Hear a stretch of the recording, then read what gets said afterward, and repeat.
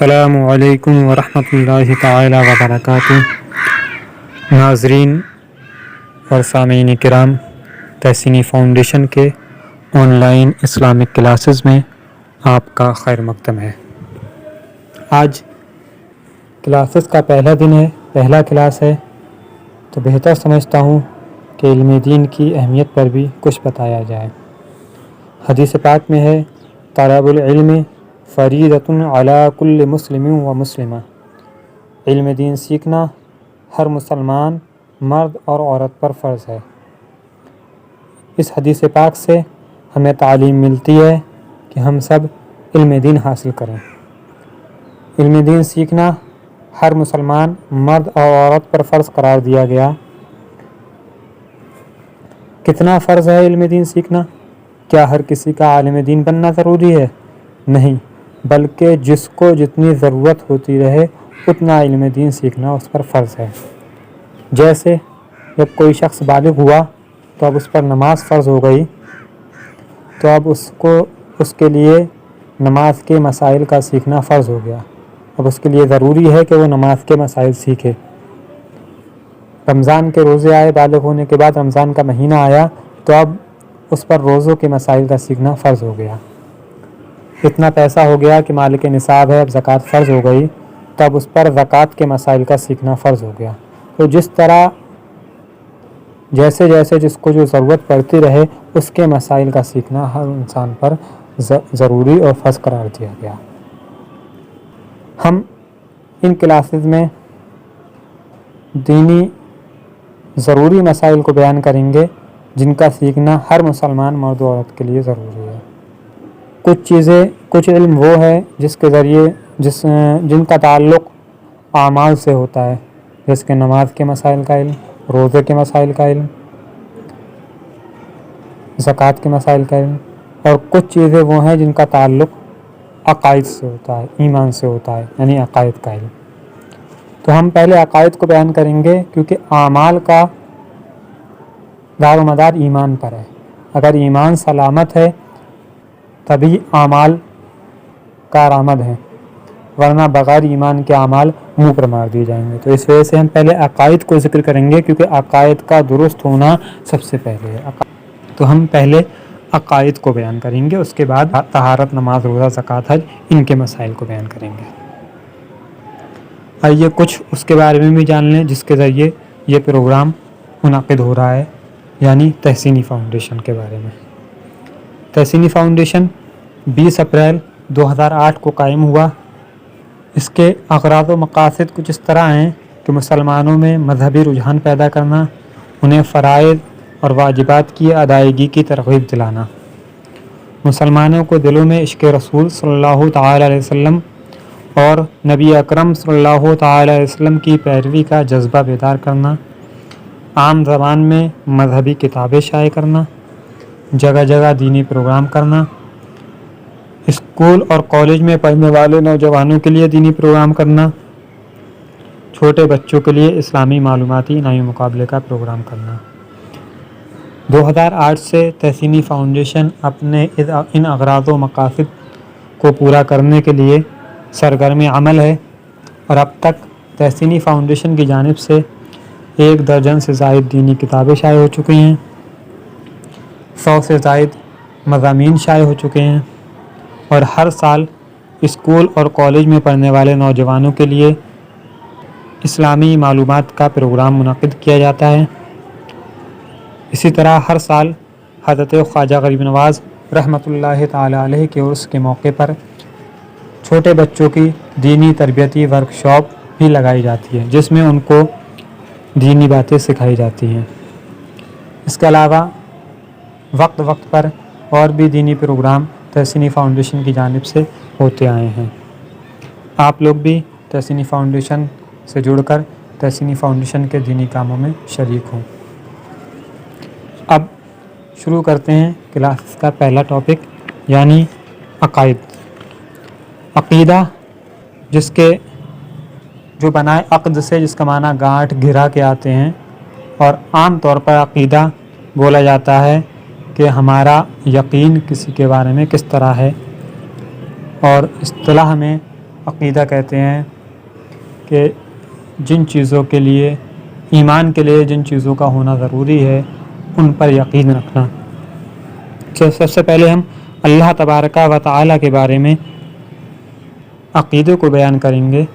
تو اللہ ایک ہے، کوئی اس کا شریک نہیں، نہ ذات میں نہ صفات میں، نہ ذات میں اس کا کوئی شریک ہے اور نہ ہی صفات میں اس کا کوئی شریک ہے۔ ذات میں شریک ہونے کا مطلب یہ ہے کہ کوئی معاذ اللہ تعالیٰ کو دو مانے کہ اللہ دو ہیں، تو یہ ذات میں شریک ٹھہرانا ہوا، تو ایسا شخص مشرک ہو جائے گا۔ اور صفات میں شریک ٹھہرانے کا مطلب یہ ہے کہ جو صفات اللہ تبارک و تعالیٰ کے لیے ہیں ان کو کسی غیر اللہ کے لیے ثابت کرنا۔ جیسے اللہ تبارک و تعالیٰ خالق ہے، پیدا کرنے والا ہے، تو کوئی یہ صفت کسی دوسرے کے لیے ثابت کرے تو وہ شخص مشرک ہو جائے گا۔ یا یہ کہ اللہ تبارک و تعالیٰ کی صفت سمیع ہے، سننا، وہ اس طرح سنتا ہے کہ اس کے نہ کان ہیں اور نہ ہی اس کو کسی جہت کی کسی جگہ کی ضرورت ہے سننے کے لیے کہ صاحب یہاں قریب ہے تو سن لے گا، دور ہے تو نہیں سن لے گا۔ وہ ہمیشہ سنتا ہے، جتنا قریب سے سنتا ہے اتنا دور سے سنتا ہے، یہ اس کی صفت ہے سمیع، بغیر کانوں کے سنتا ہے۔ تو کوئی یہ صفت کسی غیر کے لیے ثابت کرے تو ایسا شخص مشرک ہو جائے گا۔ تو صفات میں شریک ٹھہرانے کا مطلب یہ ہے کہ جو صفات اللہ تبارک و تعالیٰ کی ہیں ان صفات کو کسی دوسرے کے لیے ثابت کرے تو یہ صفات میں شریک ٹھہرانا ہوا۔ تو اللہ ایک ہے، کوئی اس کا شریک نہیں، نہ ذات میں نہ صفات میں۔ آسمان، زمین اور ساری مخلوقات کا پیدا کرنے والا وہی ہے۔ جو چیز بھی پیدا ہوئی ہر چیز کو پیدا کرنے والا وہی ہے، وہی عبادت کے لائق ہے، دوسرا کوئی عبادت کے لائق نہیں۔ وہ ہمیشہ سے ہے اور ہمیشہ رہے گا، ازل سے ہے اور ابد تک رہے گا۔ ازل کہتے ہیں اس کو جب کچھ نہیں تھا، جب کچھ نہیں تھا تب بھی اللہ تبارک و تعالیٰ تھا، اور ابد کہتے ہیں اس کو جب کچھ نہیں رہے گا، تو جب کچھ نہیں رہے گا تب بھی اللہ تبارک و تعالیٰ کی ذات رہے گی۔ تو وہ ہمیشہ سے ہے اور ہمیشہ رہے گا، اسے کبھی موت نہیں آئے گی۔ سب کی زندگی اسی کے دست قدرت میں ہے، وہ جسے چاہے زندگی دے اور جب جسے چاہے موت دے، جسے چاہتا ہے عزت دیتا ہے اور جسے چاہتا ہے ذلت دیتا ہے۔ اس کا ہر کام حکمت ہے، بندوں کی سمجھ میں آئے یا نہ آئے، ہر کام حکمت ہے، چاہے بندہ اس کو سمجھ پائے یا نہ سمجھ پائے، اس کا ہر کام حکمت ہے۔ وہ ہر کمال و خوبی والا ہے، ہر کمال اس کے لیے ثابت ہے، ہر خوبی اس کے لیے ثابت ہے۔ جھوٹ، دغا، خیانت، ظلم اور جہل وغیرہ سے پاک ہے، ہر عیب سے پاک ہے۔ جھوٹ ہو، دغا ہو، خیانت ہو، ظلم ہو، جہالت ہو، جتنے بھی عیب ہیں سارے عیبوں سے اللہ تبارک و تعالیٰ کی ذات پاک ہے۔ اس کے لیے کسی عیب کا ماننا کفر ہے۔ کوئی شخص اس کے لیے کوئی عیب مانے تو ایسا شخص کافر ہو جائے گا۔ وہ نہ کسی کا باپ ہے اور نہ ہی کسی کا بیٹا، اور نہ ہی اس کے لیے کوئی بیوی ہے۔ لم یلد ولم یولد ولم یکن لہ کفوا احد، نہ وہ کسی سے پیدا نہ ہی کوئی اس سے پیدا، اور نہ ہی کوئی اس کے لیے جوڑ، کوئی بیوی، نہ کوئی اولاد ہے اس کی، نہ ہی وہ کسی کا باپ ہے اور نہ ہی اس کے لیے کوئی بیوی ہے۔ جو شخص سارے عالم میں سے کسی چیز کو خود سے موجود جانے یا اس کے حادث ہونے میں شک کرے، ایسا شخص کافر ہے۔ یعنی کوئی شخص کہے کہ فلاں چیز کو اللہ نے پیدا نہیں کیا بلکہ وہ خود سے پیدا ہے، یا یہ کہے کہ وہ پیدا ہی نہیں ہو، وہ تو ہمیشہ سے ہے وہ چیز، تو ایسا شخص کافر ہے۔ ہر اللہ کی ذات کے علاوہ جو چیزیں ہیں وہ سب پیدا ہوئی ہیں۔ اللہ کی ذات قدیم ہے اور اس کی صفات قدیم ہے۔ جو شخص یہ کہے کہ اللہ تعالیٰ معاذ اللہ جھوٹ بول سکتا ہے، ایسا شخص گمراہ اور بے دین ہے۔ اور جو شخص اللہ تعالیٰ کے لیے باپ، بیٹا یا بیوی بتائے تو ایسا شخص کافر ہے۔ یہ اللہ تعالیٰ کے بارے میں عقیدے ہو گئے کہ اللہ تعالیٰ ہر عیب سے پاک ہے، ہر کمال و خوبی اس کے لیے ثابت ہے، جگہ، جہت، زمانے، ان سب چیزوں سے، جسم سے، ان سب چیزوں سے اللہ تبارک و تعالیٰ کی ذات پاک ہے۔ اب نبیوں کے بارے میں، نبی اس شخص کو کہتے ہیں، اس آدمی کو کہتے ہیں جس کے پاس اللہ تبارک و تعالیٰ نے مخلوق کی ہدایت کے لیے وحی بھیجی ہو۔ جس کے پاس اللہ تبارک و تعالیٰ نے مخلوق کی ہدایت کے لیے وحی بھیجی ہو، اپنا پیغام بھیجا ہو، وہ شخص نبی کہلاتا ہے۔ اور رسول اس انسان کو کہتے ہیں جو اللہ تبارک و تعالی کے یہاں سے بندوں کی ہدایت کے لیے ان کے پاس خدا کا پیغام لائے اور اپنے ساتھ کوئی آسمانی کتاب بھی لے کر آئے، یعنی جس کے پاس وحی بھی نازل ہو اور کوئی آسمانی کتاب بھی اللہ تبارک و تعالی نے اس کو عطا کی ہو، ایسا شخص رسول ہے۔ تو رسول اس شخص کو کہتے ہیں، اس انسان کو کہتے ہیں جو اللہ تبارک و تعالی کے یہاں سے بندوں کی ہدایت کے لیے ان کے پاس خدا کا پیغام لائے اور اپنے ساتھ کوئی آسمانی کتاب بھی لے کر آئے۔ یہ نبی اور رسول کی تعریف ہو گئی۔ اب نبیوں کے بارے میں کیسا عقیدہ رکھنا چاہیے؟ تو انبیاء سب مرد تھے، نہ کوئی عورت نبی ہوئی نہ کوئی جن۔ یہ عقیدہ رکھنا چاہیے کہ نبی سب مرد تھے، کوئی عورت نبی نہیں ہوئی نہ ہی کوئی جن۔ اور نبیوں کا بھیجنا اللہ تعالیٰ پر واجب نہیں، اس نے اپنے کرم سے لوگوں کی ہدایت کے لیے نبی بھیجے۔ اللہ تعالیٰ پر واجب نہیں تھا نبیوں کا بھیجنا۔ اگر کوئی نبی اللہ تعالیٰ نہیں بھیجتا تب بھی ہمیں اس کی وحدانیت کا اقرار کرنا ہم پر ضروری تھا۔ یہ اس کا کرم تھا اللہ تبارک و تعالیٰ کا کہ اس نے ہماری ہدایت کے لیے، بندوں کی ہدایت کے لیے نبی بھیجے۔ کریں نبیوں کا بھیجنا اللہ تعالیٰ پر واجب نہیں، اس نے اپنے کرم سے لوگوں کی ہدایت کے لیے نبی بھیجے۔ نبی ہونے کے لیے اس پر وحی ہونا ضروری ہے۔ نبی کہتے ہی اس شخص کو ہیں جس پر اللہ تعالیٰ نے، جس کے پاس اللہ تعالیٰ نے وحی بھیجی ہو، تو اس پر وحی ہونا ضروری ہے۔ یہ وحی چاہے فرشتے کے ذریعے ہو یا بغیر کسی واسطے اور ذریعے کے ہو۔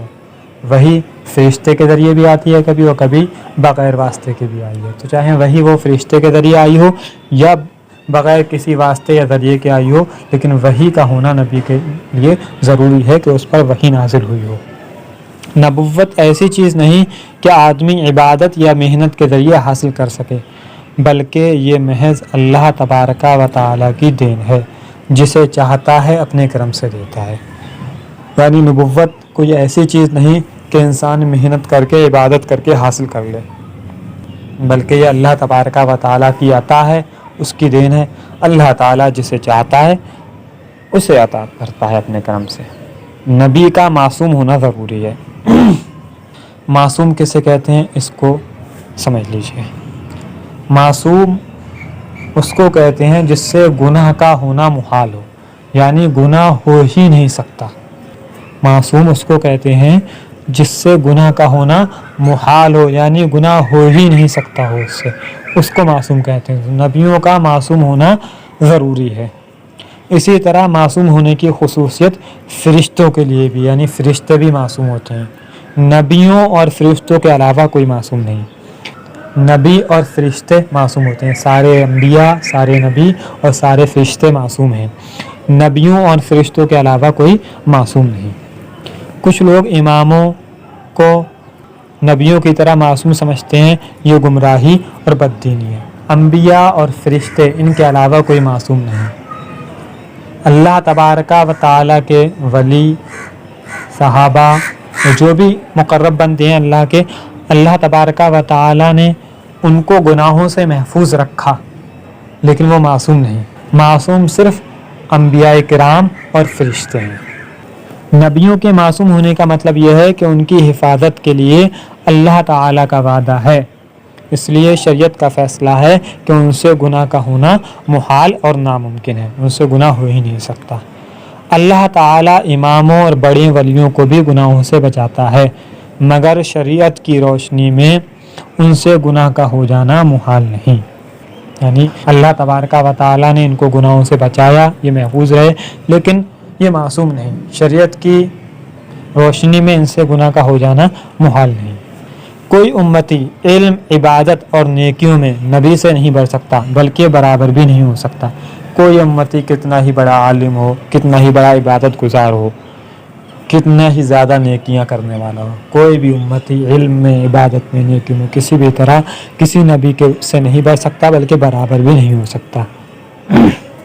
اللہ تعالیٰ نے نبیوں پر بندوں کے لیے جتنے احکام نازل کیے وہ سب انہوں نے پہنچا دیے۔ اللہ تعالیٰ نے جو بھی اپنا پیغام بندوں کی ہدایت کے لیے انبیاء کے پاس بھیجا، سارے نبیوں نے وہ پیغام اللہ کا بندوں تک پہنچا دیا۔ نبی اپنی قبروں میں اسی طرح زندہ ہیں جیسے دنیا میں تھے۔ جس طرح دنیا میں وہ زندہ تھے، اسی طرح آج بھی وہ اپنی قبروں میں زندہ ہیں۔ اللہ تعالیٰ کا وعدہ پورا ہونے کے لیے ایک آن کو انہیں موت آئی اور پھر زندہ ہو گئے۔ اللہ تعالیٰ کا وعدہ ہے کہ ہر جاندار چیز کو موت کا مزہ چکھنا ہے، تو اللہ تبارک و تعالیٰ کا وعدہ پورا ہونے کے لیے ایک آن کو ان پر موت آئی اور پھر زندہ ہو گئے۔ اللہ تعالیٰ نے اپنے نبیوں کو غیب کی باتیں بتائی ہیں، زمین اور آسمان کا ہر ذرہ ہر نبی کی نظر کے سامنے ہے، اور یہ غیب کا علم ان کو اللہ تعالیٰ کے عطا فرمانے سے ہے، یعنی اللہ تبارک و تعالیٰ نے ان کو عطا فرمایا یہ غیب کا علم تو ان کو ہے۔ ہم جو علم غیب مانتے ہیں انبیاء کرام کے لیے، تو وہ علم غیب عطائی یعنی اللہ تبارک و تعالیٰ کے عطا فرمانے سے ہے۔ دیکھیے علم غیب کی دو قسمیں ہیں، عطائی اور ذاتی۔ ذاتی وہ یعنی خود سے ہو، کسی کا دیا ہوا نہ ہو بلکہ خود سے ہو، عطائی وہ کسی کا دیا ہوا ہو۔ تو ہم جو انبیاء کرام کے لیے علم غیب مانتے ہیں وہ علم غیب عطائی مانتے ہیں، یعنی اللہ تبارک و تعالیٰ نے ان کو عطا فرمایا ہے، اور اللہ کا جو علم غیب ہے وہ ذاتی ہے، اللہ کو تو کسی نے عطا نہیں فرمایا، تو اللہ کے لیے جو علم غیب ہے وہ ذاتی ہے، اور ہم انبیاء کرام کے لیے جو علم غیب مانتے ہیں وہ عطائی ہے۔ تو اللہ تعالیٰ نے اپنے نبیوں کو غیب کی باتیں بتائیں، زمین اور آسمان کا ہر ذرہ ہر نبی کی نظر کے سامنے ہے، یہ غیب کا علم اللہ تعالیٰ کے عطا فرمانے سے ہے ہم کو۔ انبیاء علیہم السلام شرک، کفر اور ہر ایسی چیز سے پاک اور معصوم ہیں جس سے مخلوق کو نفرت ہوتی ہے، جیسے جھوٹ، خیانت اور جہالت وغیرہ بری صفتیں۔ تمام انبیاء کرام شرک و کفر اور ہر ایسی چیز سے پاک ہیں جن سے مخلوق کو نفرت ہو، جیسے بری صفتیں جھوٹ، دغا، خیانت، ظلم، جہالت وغیرہ، ان ساری بری صفتوں سے انبیاء کرام پاک و صاف ہیں۔ جو شخص یہ کہے کہ حضور کا علم جانوروں، پاگلوں اور بچوں کی طرح ہے، ایسا شخص کافر ہے۔ یہ ہم کیوں بیان کر رہے ہیں؟ اس لیے بیان کر رہے ہیں کہ کچھ بدعقیدے ایسے بھی ہیں کہ معاذ اللہ انہوں نے اپنی کتابوں میں اس طرح لکھا ہے، معاذ اللہ انہوں نے اپنی کتابوں میں حضور کے علم کو جانوروں اور پاگلوں اور بچوں کی طرح لکھا ہے۔ اس وجہ سے ہم یہ بیان کر رہے ہیں، جو شخص یہ کہے کہ حضور کا علم جانوروں، پاگلوں اور بچوں کی طرح ہے، ایسا شخص کافر ہے۔ نبیوں میں سب سے افضل نبی ہمارے آقا محمد مصطفیٰ صلی اللہ تعالیٰ علیہ وسلم ہیں۔ ہمارے سرکار کے بعد سب سے بڑا مرتبہ حضرت ابراہیم علیہ السلام کا ہے، پھر حضرت موسیٰ علیہ السلام کا، پھر حضرت عیسیٰ علیہ السلام اور حضرت نوح علیہ السلام کا مرتبہ ہے۔ یہ جو عقائد بیان کیے گئے یہ انبیاء کرام کے تعلق سے تھے۔ اب ہم پیارے نبی محمد مصطفیٰ صلی اللہ تعالیٰ علیہ وسلم کی کچھ خوبیاں بیان کر رہے ہیں۔ ہمارے نبی حضرت محمد مصطفیٰ صلی اللہ تعالیٰ علیہ وسلم کے علاوہ دوسرے نبیوں کو ایک خاص قوم کے لیے بھیجا گیا، ایک خاص قوم کی طرف بھیجا گیا۔ حضور نبی اکرم صلی اللہ تعالیٰ علیہ وسلم کے علاوہ جو بھی نبی آئے وہ کسی نہ کسی خاص قوم کی طرف بھیجے گئے، اور حضور صلی اللہ تعالیٰ علیہ وسلم تمام مخلوق، انسانوں، جنوں، فرشتوں، حیوانات، جمادات سب کے لیے بھیجے گئے، یعنی حضور نبی اکرم صلی اللہ تعالیٰ علیہ وسلم تمام مخلوق کی طرف بھیجے گئے۔ جس طرح انسان کے ذمے حضور کی اطاعت فرض ہے اور ضروری ہے، اسی طرح ہر مخلوق پر حضور کی فرما برداری فرض اور ضروری ہے، یعنی جس طرح انسان پر حضور کی اطاعت فرما برداری ضروری ہے، اسی طرح ہر مخلوق پر حضور کی اطاعت ضروری ہے۔ حضور صلی اللہ تعالیٰ علیہ وسلم خاتم النبیین ہیں، یعنی آخری نبی ہیں۔ ہمارے حضور پیارے آقا محمد مصطفیٰ صلی اللہ تعالیٰ علیہ وسلم سب سے آخری نبی ہیں۔ آپ پر نبوت کا دروازہ بند ہو گیا، اب آپ کے بعد کوئی نبی نہیں آ سکتا، حضور سب سے آخری نبی ہیں۔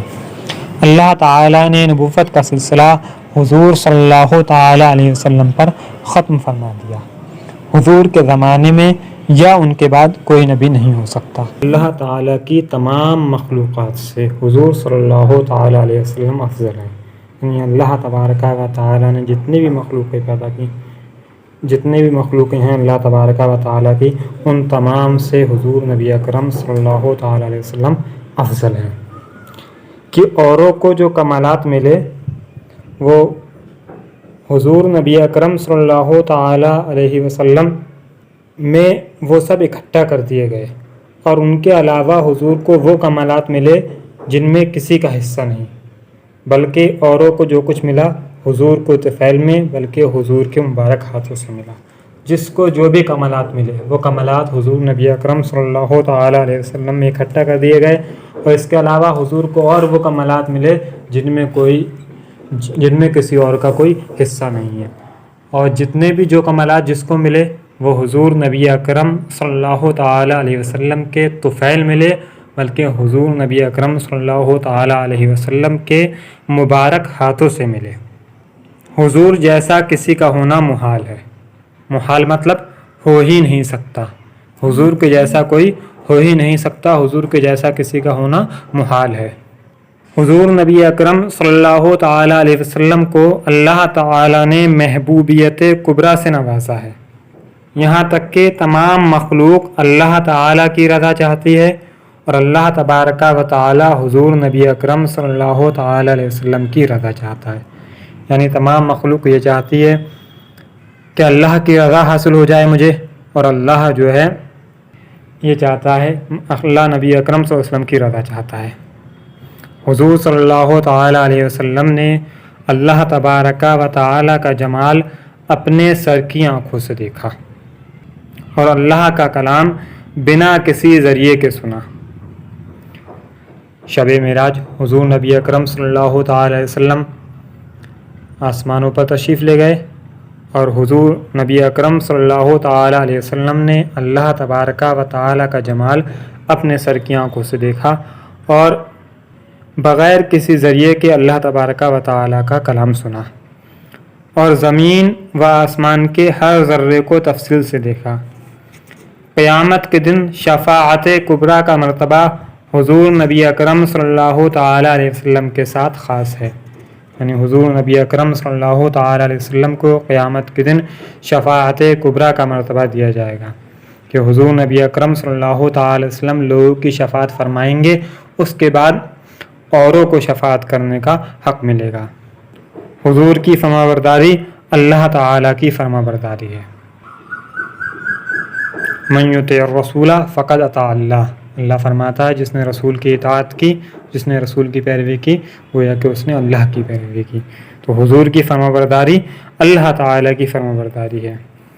حضور سید الانبیاء ہیں، یعنی انبیاء کرام کے سردار ہیں، تمام نبیوں کے سردار حضور نبی اکرم صلی اللہ تعالیٰ علیہ وسلم ہیں، اور تمام انبیاء حضور کے امتی ہیں، حضور کے امتی، تمام انبیاء حضور کے امتی ہیں۔ حضور نبی اکرم صلی اللہ تعالیٰ علیہ وسلم تمام نبیوں کے سردار ہیں، اور حضور نے انبیاء کرام کی امامت بھی فرمائی۔